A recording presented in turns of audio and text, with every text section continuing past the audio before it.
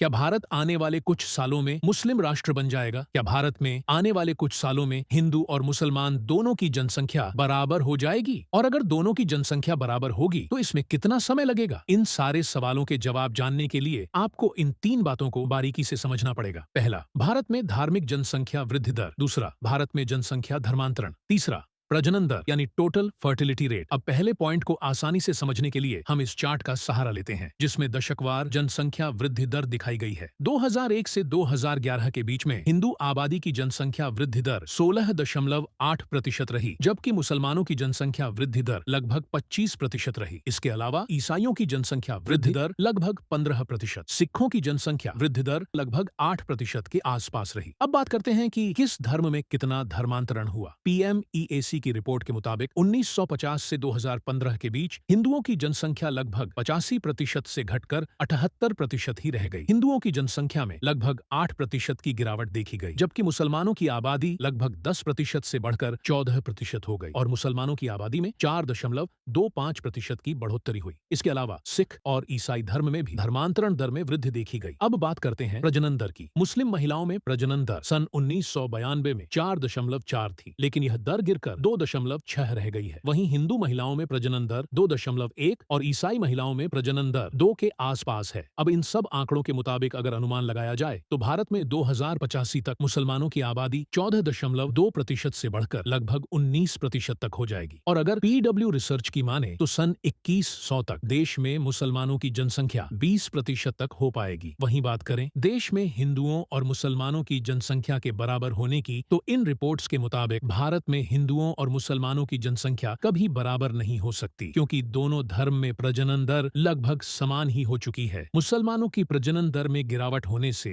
आने वाले कुछ सालों में दोनों धर्मों की जनसंख्या वृद्धि स्थिर हो जाएगी, जिसके बाद से हिंदू आबादी हमेशा बहुसंख्यक ही रहेगी।